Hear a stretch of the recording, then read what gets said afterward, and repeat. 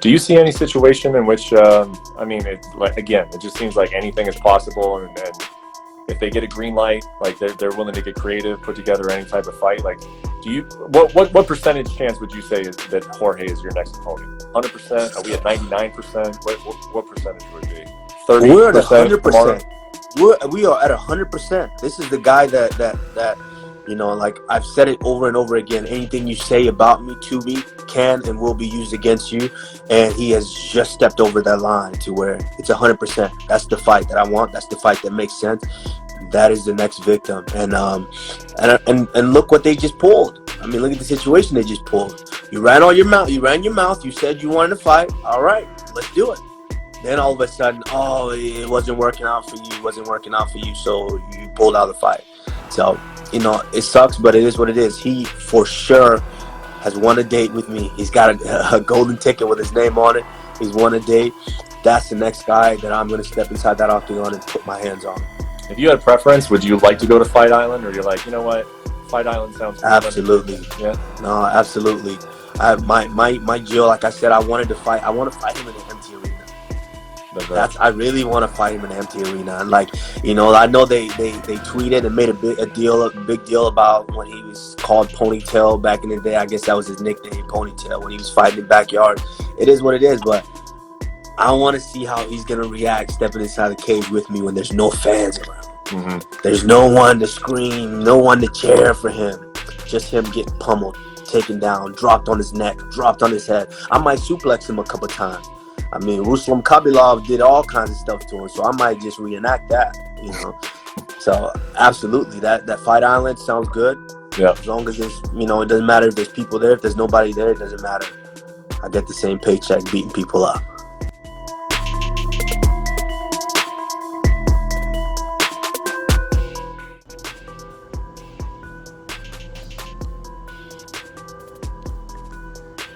Good to see you too, sir. What's going on, guys? I know last week UFC 249 was canceled. Very heartbroken for all those guys who trained for 12 weeks and 8 weeks and 6 weeks. Some of the guys took a short notice fight and started cutting weight. It was horrible. And for everyone out there who are really just dissing on them or happy the event was canceled, they should be ashamed of themselves, because can you imagine if you go to work for say 8 weeks and you're supposed to be a paycheck day and you go and somebody cancel the payday? How are you gonna feel? How your kids gonna eat? How your family's gonna eat? And this is what's different between people who are truly passionate about what they do, or you know, if you don't like MMA, don't watch. If you don't care about these people, just don't say nothing, because you behind the internet talking, you know, you can voice your opinion, but how are you gonna voice your opinion about these people who have responsibility, who have to pay rent, who have to buy medications, who have to put food on the table for their families? And I think there's a lot of hate. You know, I know we're in a fight business, and you know, we of course we don't like each other. Sometimes we like each other, but it's never gonna come hate each other. I have a lot of adversary guys. I have a lot of beef with people. Even this McGregor, I don't hate him. I don't like him. But when it comes to wishing bad on somebody's family not to eat, this is a form of hate. And I really don't respect this at all. And I truly think, you know, the world now it's crazy, because you sitting behind a computer and try to tell people how to make money, and you making money somehow, or maybe not making money. You know, UFC was testing every fighter, every cornerman, and they was gonna go into the hotel Wednesday, and nobody was allowed to leave. They're gonna have different mats for every room.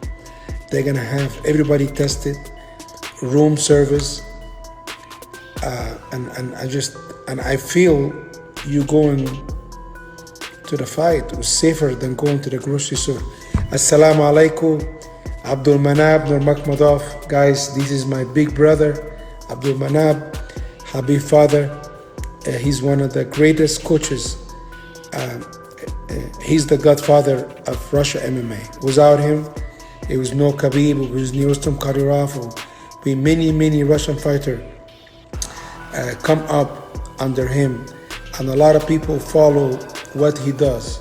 And he's one of the most honorable people. I love him dearly. I really miss him. Last time we have a wrestling match, I won my rematch. He beat me. I won Abdulmanab. I need a rematch. Let's go. And get back to the subject. Just want to give a shout out to my brother. Listen, Khabib left. Khabib left. But Khabib was ready to fight. But now, I'm not saying Khabib is right or wrong, but even he told me, he said, I'm going to keep training, but I know this fight is not going to happen. But I wish this fight would happen, but it is what it is, I just want to tell people out there, like, if you don't have something positive to say, don't say it, because it's already people hurting. By you saying more negative stuff, you're causing them a lot of pain, a lot of grieving, and a lot of hunger. People might get kicked out of their house because they don't have money to eat, right? But anyway, I think this time we have to be united. Even people who doesn't like each other, they have to be united to make sure we move forward, make sure we all on the same page, because if people start hating each other, listen, we can fight, but I think hate is a completely unacceptable form of a human being.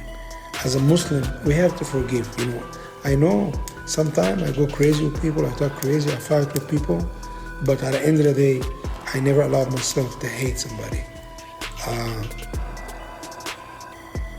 But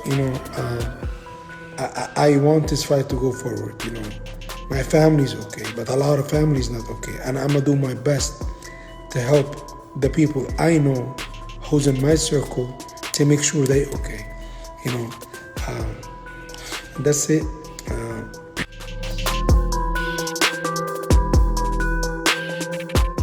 What do you make of it going ahead, man? I mean, tribal lands, and there's rumours that the UFC are going to get themselves a private island for international fights. That's proper Enter the Dragon stuff, man.